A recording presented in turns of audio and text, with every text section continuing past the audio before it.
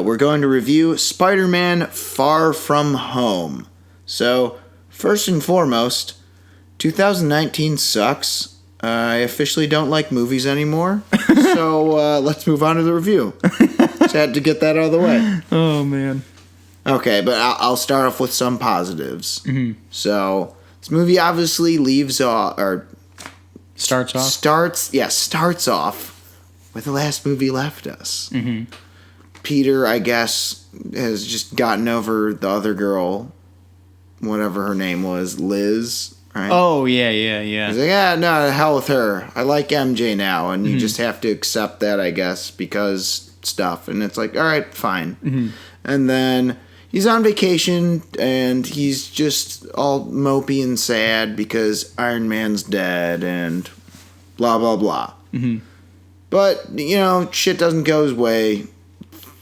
Spider-Man always has to do Spider-Man shit, even when he's far from home. So, I guess I'll start off with one point. It's a decently funny movie, I think. Yeah, it's okay. Comedy's alright. Yeah. I thought the first one was funnier. A little bit. I think this movie picks up where the first movie kind of was slacking off, I think, also. In some ways. Not in comedy ways, though. I don't know. I just felt underwhelmed by this. Yeah? Kind of like the other Spider-Man. I lied to myself a little when I left the theater. I'm like, yeah, it was pretty good. I'm like, and I thought about it. I'm like, it was just okay, but it didn't really, it failed to wow me. Of course, there are a couple parts that are an exemption to that. Yeah. But anyway, it's decently funny, I think, mostly thanks to Ned and Martin Starr and J.B. Smoove. J.B. Smoove. Yeah, I agree.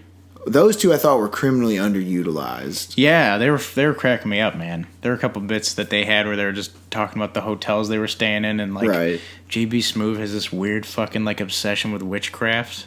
Yeah, it's funny stuff. I could hear that dude talk about anything. It's just as Curb fans, we appreciate the guy. Right, of course. Let's see. Most of the side characters just still kind of suck. Like Flash. Yeah, he's not great. He's okay, but he's okay, but it's just this doesn't really seem like, I don't know. He's just not really much of an antagonistic force. No, he's kind of he just kind of occasionally calls. Yeah, exactly. You never really get the sense oh man, Flash is. Oh man, he's the bully. It's he's just a douche. I thought the first movie did a little bit better of a job of that. Mm-hmm. Because he when I say penis, you say Parker at the party. He felt like he was a little more in Peter's face. This one, it's definitely played off more that this guy's kind of pathetic. Sup, Dick? What? That's that's the best he can do. Mm-hmm. Is just an occasional snide remark. Where in the other one, as I said, he kind of goes more out of his way to be a jerk to Peter. He does get sack tapped in this one, though, so that's funny. Yeah, so that was kind of funny, sure. And that's the other thing, is this movie it takes a while to get to the Spider-Manning. That's the one thing I'll say. First of all, I will say, if people don't like this, I get it, because it's not, this isn't like Spider-Man 2, or even Into the Spider-Verse, where if you don't like that, aesthetic relativism aside, or in mind, I just don't get you, man. You're a crazy person. This one I'll understand. If people don't like it, yeah, sure, it's not perfect, but I really enjoyed this. I enjoyed it more than the first one, and there's very, very. It's not I won't say it's objectively great or good, but there's things in it that are for Robert. There's a couple. There's a couple things in it I think we'll probably be in agreement on. In spoilers, most particularly. But no, I agree with you in that the first act for sure. I was like, this is okay. But what's going on here? Where are we going with this? And it's not. It's one of those things where you think, yeah, this would be fine if this was just some high school movie. Mm-hmm. It kind of felt that way, but. I don't know. When I see a Marvel movie, I need to see some people, getting thrown through walls and punched and shit. I don't know. He does some Spider-Manning, but even then, when Spider-Man first comes into play, we're even then I was like, all right, this is good. Like, and we see Jake Gyllenhaal as Mysterio, and I won't broach too much on it, but like we see him, and some of my worries, I know we talked about this because in the trailer, I know I said like I didn't really think Jake Gyllenhaal was bringing it.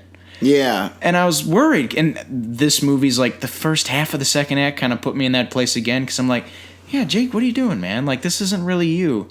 But they rectify that. Right. And quick. It's kind of hard to explain, but overall, Mysterio was a compelling villain. Yeah. I liked him more than Vulture, oddly enough. Just because he's probably my favorite Spidey villain. It's like him and Kraven, man. He's up there for me. I'm still Gabi and Venom. I'm very unoriginal about my Spider-Man villains. Yeah, I mean, if it's not Gabi or Venom though, it's like for me it's Mysterio and Kraven. Like those are the two like that I fucking go to.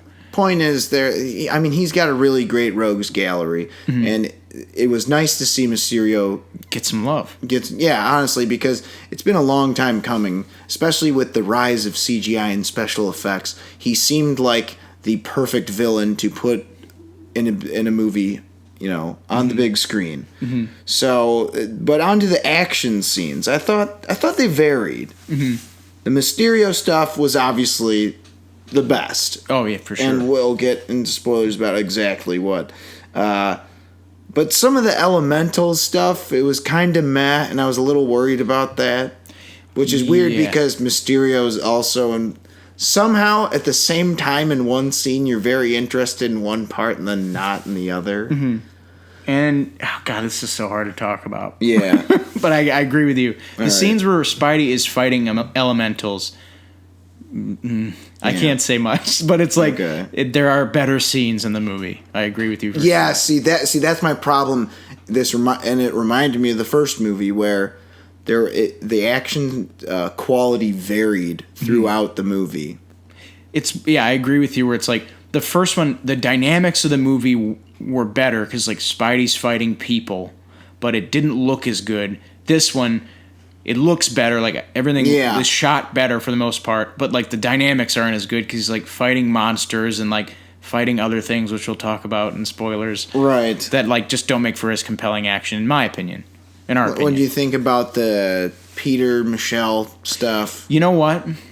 I was very worried again, obviously, because I was not a big fan of that character in the first one. I thought she was just just aside from the MJ stuff, because that's almost just like a footnote of the fucking character at this point.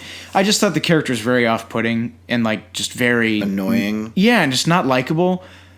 Yeah, I listen to Cure. I make dumb faces. I felt like that was her in the first movie. I felt like they really, really like retooled the shit out of her character. Like, all right, let's try and not make her unlikable. Let's just make her awkward and a little weird. And like kind of manic pixie dream girly, but like not that bad. Like she likes weird things. Like, oh yeah, she's obsessed with like murder and like dungeons, true crime and whatever shit. The hell. So like there was like it was seeing her nervous, seeing her like, vulnerable around Peter, like not a bad, like not like exuding like personality traits that are undesirable, like just arrogant. That was good. I'm like, okay, we're seeing new folds to this character here. Like, I just felt better about her in this. I still don't like her as being MJ. Like, I just don't understand. Like, why can't she just be her own character? Like, that's true. It doesn't make sense for her to be MJ. Like, she doesn't have. This character has to succeed. Her success rides on the fact whether or not she's called MJ or not. It's like, no, you didn't even call her that. Her name's Michelle. Like, it just is a dumb idea. But as a character now, I feel a lot better about her than I did in the first one. Okay. But yeah, it's whatever. I almost thought that was kind of to a fault. Like, they're trying to do too much to change her. I don't know. It's like, is she off-putting or is she annoying? Mm-hmm. Which is she? It kind of felt like multiple personalities. Yeah, I haven't. I might have liked it more just for the simple fact that I haven't seen the first one since I fucking saw. Oh, actually, no, that's not a lot. That's not okay. True. I saw it on cable a year ago. I think at the end of the day, I guess she was better in this because she's not obnoxious. It's like it's like soon, like every time she came on screen in Homecoming, I was just like, stop, go away. But like this time, I was like, I'll hear her out, and then she'll like say something like sometimes funny. Like she'll talk about like some murder shit or like Black Dahlia shit, and I'm like, all right, like that's quirky. She's not like a bad person, you know. Okay. So that wasn't as bad. Yeah, I don't know. I thought it just seemed a little sudden. Like, why is he so enamored with her? Just, oh yeah, Liz dead. Hell with her. I'm in love with you now. Yeah, Liz is just. Yeah. Her dad's in jail. Yeah, it's true. And he'll soon have his revenge. Will he? Oh man. There's a good chance he will. Yeah. There's some stuff. I can't hold it in. Spoiler time. These movies are impossible to read without spoilers. Anyway. Look, man. So, okay. As a fan of Spider-Man 2, the game, based on the movie. Oh man. This put me in a place as I know it's like nostalgia, whatever. They did my man Quentin Beck right. And I'm like, that was what worried me about the trailer and the first like couple appearances of Mysterio in this is like, I really hope this isn't what the take they're going for. Like he's just like this stoic bad guy where like you find out at the end he's like, I just got to do this, Peter. You don't know me, or like some bullshit like that. But they steer hard into like he's a fucking snake oil salesman swindler, man. Like he's a fucking like. Which is what he is by trade. He's an illusionist. And seeing Gyllenhaal ham it up, fuck. See, that was the one thing is his quote unquote twist. You know, I guess it not really being a surprise didn't matter because the acting was done well. Because he was kind of playing two roles. Yeah. So he's playing the fake from a different universe, and then he's not. But then he's playing the role of his true self, which is just great. He's got so many he's got a line that reminded me of of Gary Oldman in Leon the Professional. You remember that line where it's like, "Get me everyone." What do you mean, everyone? He's got a line in this where he's like something about drones, like, "You get those drones in here now." Yeah. So it turns out the elementals aren't real. Of course they're not. They're projections, obviously. They're drone holograms. They're holograms, but the drones are doing the actual damage. Yeah, and like they're projecting them. Yeah, if I want to be a nitpicky asshole, wouldn't they notice that there's bullet wounds instead of wet damage? Also, where'd the water come from? I mean, it's, you know. Yeah, no, I know. It's whatever. It's a cool idea. They're water drones. Also, little Ralphie Parker. Huh? Ralphie Parker as fucking the guy, Quentin Beck's assistant guy with the mustache. Oh my god, I didn't realize that's Peter Billingsley. No way. Did not realize that. So, the Ned-Betty relationship, that was kind of funny. It was funny. A little needless. It was just like, all right, we're going nowhere with this. Okay, cool. But it was funny. Like, it was... Yeah, I mean, I don't know. That's kind of that was all the thing about the first act. I kind of thought, he wants to do this, let's go to the opera. Let's do, Nick Fury. Yeah, you need to come with me, blah, blah, blah. Mm-hmm. Just all this needless shit. Like, can we get on with it, please? Mm-hmm. I don't know. But the Mysterio stuff. Oh my god. The real Mysterio stuff, not the bullshit elementals. The bad trip scenes. I wanted those to be longer. I was like, can this be the whole fucking movie, That's please? what I thought it should be. Oh my god, that scene where he fucking fakes him out. Yeah. And like, he thinks he gets caught by the cops and gets shot. And then like, that was a fucking illusion too. I'm like, this is fucking...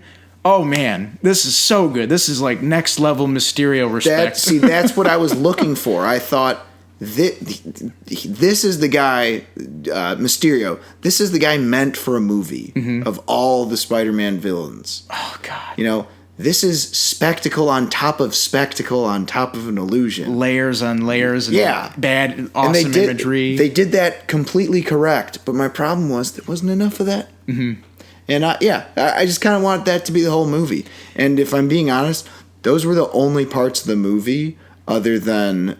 some of the comedy between the Peter and Ned and Michelle or whatever. Mm-hmm. Those were the only two elements that really, really worked for me. Everything else was just kind of meh.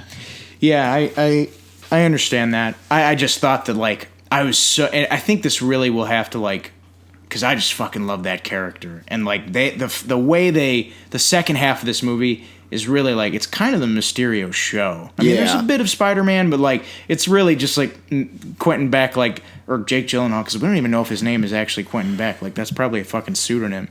So It's like him like threatening his fucking people. Like you guys don't want to get shot, do you? Right? Does anyone want to get shot? Yeah.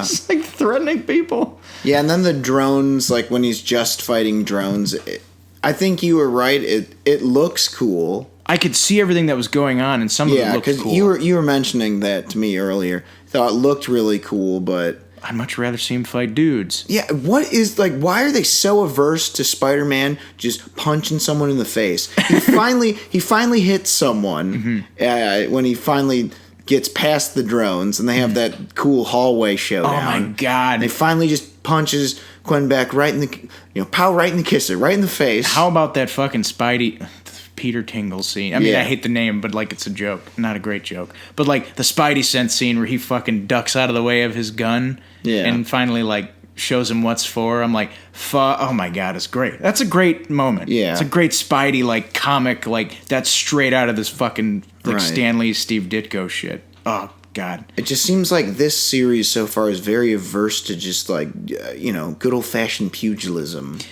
That's something that, and it's We've been starting to spoiled with, bug too. the shit out of me. well, we've been spoiled in Spider-Man movies with that. Like, Well, a lot of them have been. yeah. Like, even Into the Spider-Verse was like, a lot of fighting. A lot Yeah. of, like, unnecessary fighting, even. Like, there's. How dare But, you? like, good unnecessary. Like, that scene where they're in the fucking Aunt May's house. And, That's like, one of my those favorite scenes in the movie. It's like one of the best scenes because they're like, they're not going to fight here. And they're like, no, they fight there. They don't give a shit. Yeah, they're just break gonna the go fucking at it. house. Yeah. And, like, obviously, Spider-Man 1 and 2, the Raimi films, were, like, heavy pugilism. Yeah. Like, that scene at the end of the Green Goblin fight scene. And that's like, one of the ruined- best scenes ever. It's brutal and it's amazingly choreographed and awesome. And like they're very clear and like they're not I feel going to like do that. there's a seriousness to that scene too. Oh, yeah. and we haven't gotten a scene that's really close to that in this series. No, I mean the closest we've gotten is, and it's not even a fight scene. It's like maybe the scene where he gets like the building falls on him at the end of Homecoming and he's like crying and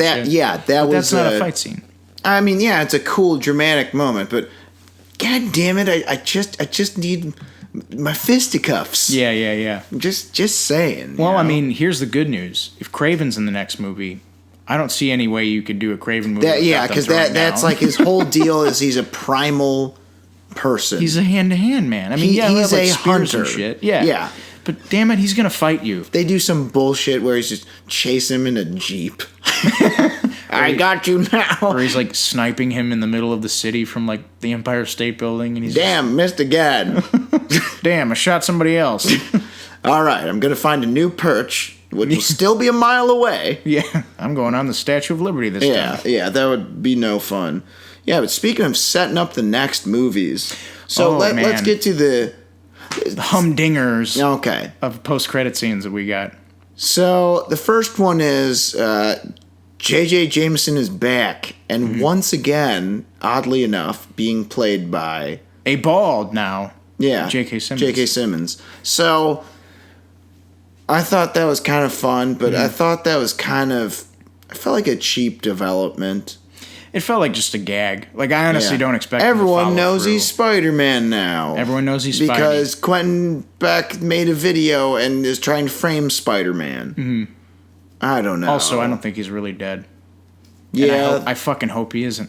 yeah, that could be. I hope there's like a scene where like Scorpion and fucking Vulture and whoever the next villain's going to be are sitting at a fucking table with 3 other people, and Right. they're like, Who sent us here? And then you see fucking Jake Gyllenhaal walk from out of the shadows and like, I did, gentlemen, I have a proposition for you. Like, Sinister Six. It seems like that's what they're setting up next. It's like the potential for Mysterio in this. It's like, no, I don't want it to be over. I want more. Yeah. I want more. God damn it. Yeah. It's so good, those scenes. Yeah, dude, and I felt like There weren't nearly enough.